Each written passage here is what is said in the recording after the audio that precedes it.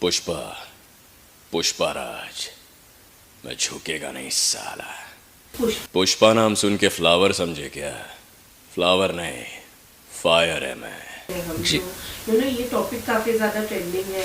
Trailer में आपने voice दी थी एंड देन फिर क्या हो गया कि फिल्म में हमने श्रेयास की वॉइस को देखा। जी तो ऐसा क्यों हुआ अकॉर्डिंग टू यू, या फिर आप इस बारे में क्या कहना चाहेंगे?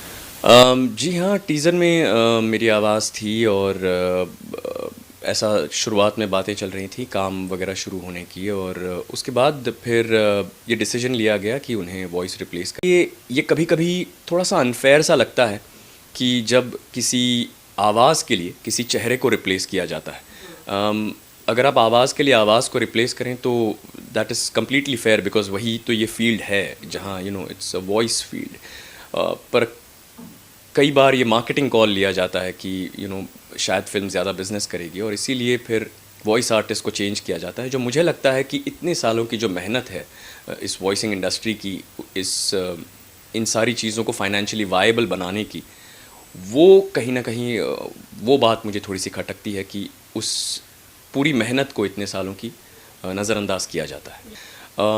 हालांकि ऐसा कई बार होता है और कई वॉइस आर्टिस्ट के साथ ऐसा हो चुका है जहां उनके कभी कभी पूरे किए हुए काम को, या जो काम वो शुरू करने वाले हैं उस काम में किसी सेलिब्रिटी या ऐसे रिप्लेसमेंट किए जाते हैं, और ऐसा बहुत बार हो चुका है कई लोगों के साथ।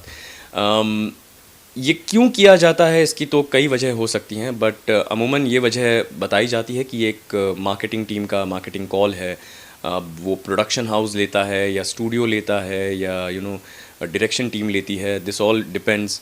बट जनरली यही कहा जाता है कि एक मार्केटिंग कॉल होता है ताकि फ़िल्म ज़्यादा बिजनेस कर पाए। क्योंकि जहाँ तक बात है किसी कैरेक्टर को वॉइस के द्वारा जस्टिफाई करने की, तो इतने सालों का सभी वॉइस आर्टिस्ट का काम आप देख सकते हैं। तो ऐसा तो कोई कैरेक्टर नहीं रहा जहाँ कोई वॉइस आर्टिस्ट उसे जस्टिफाई नहीं कर पाया हो। तो अगर हम सोचने जाएं तो ऐसा लगता है कि हाँ, शायद ये पैसों के लिए ही लिया गया एक कॉल हो सकता है। जो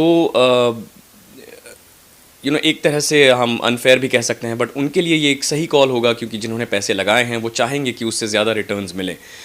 अब थोड़ा सा यहाँ आके थोड़ी सी गाड़ी हिल जाती है पटरी से, क्योंकि अब सोशल मीडिया की वजह से जो फैंस हैं, जो इतने सालों तक एक वॉइस आर्टिस्ट की आवाज़ पसंद करते आए हैं, जब वो वॉइस आर्टिस्ट की आवाज़ रिप्लेस हो जाती है, तब कम से कम अब उनके पास एक प्लेटफॉर्म है जहाँ वो खुलेआम अपनी ओपिनियन एक्सप्रेस कर लेते हैं, जहाँ वो बता पाते हैं कि नहीं, जिनकी आवाज़ पसंद करते हुए हम इस एक्टर को जान पाए हैं या इस एक्ट्रेस को जान पाए हैं, हमें उसी कैरेक्टर की आवाज़ चाहिए। तो भले ये डिसीजन किसी आर्टिस्ट के हाथ में ना हो कि उसे रिप्लेस किया जाएगा, या कई लोगों ने मुझसे पूछा था कि आपने इस फिल्म में आवाज़ क्यों नहीं दी, हमें बहुत ये फिल्म देख। तो मैं उन सभी को कहना चाहूँगा कि आर्टिस्ट के हाथ में नहीं होता ये फ़ैसला। ये सबसे आखिर में इनफैक्ट आर्टिस्ट को पता चलता है कि वो ये फ़िल्म कर रहा है या नहीं कर रहा। तो ये एटलीस्ट अब थोड़ा सा हमें इस बात से धीरज मिलता है कि जो काम किया जा रहा है वो चाहने वाले सराह रहे हैं, वो कह रहे हैं कि हमें ये आर्टिस्ट पसंद है, इसका ये काम पसंद है। तो at least as an artist that is my takeaway कि हालांकि मैं फ़िल्म नहीं कर पाया, पर लोगों का प्यार नज़र आया, और उससे और बेहतर काम करने की एक ऊर्जा, एक शक्ति मिलती है। कोशिश करता हूँ। पुष्पा पुष्पाराज, मैं झुकेगा नहीं साला।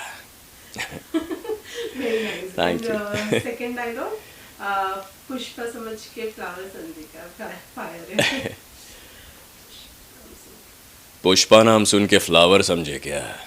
फ्लावर नहीं, फायर है मैं।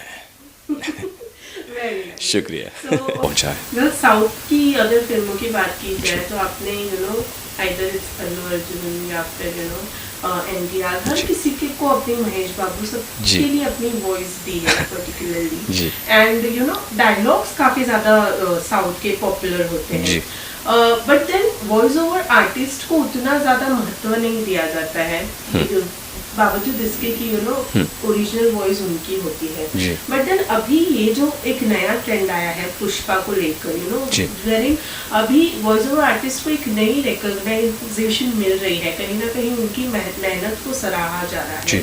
सो what do you want to say on that, उसके बारे में क्या कहना चाहेंगे?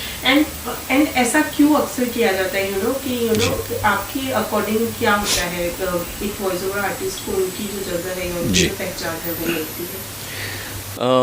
देखिए, ऐसा है कि मैं पिछले 15 सालों से वॉइसिंग के फील्ड में हूँ, पर मुझसे बहुत पहले से इस इंडस्ट्री की शुरुआत से लेकर अब तक कई सारे senior artist, senior directors, writers, engineers, इन सब ने मिलकर कई बढ़िया प्रोजेक्ट्स किए हैं जिनकी बदौलत लोगों का ध्यान इस इंडस्ट्री की तरफ खींचा गया है।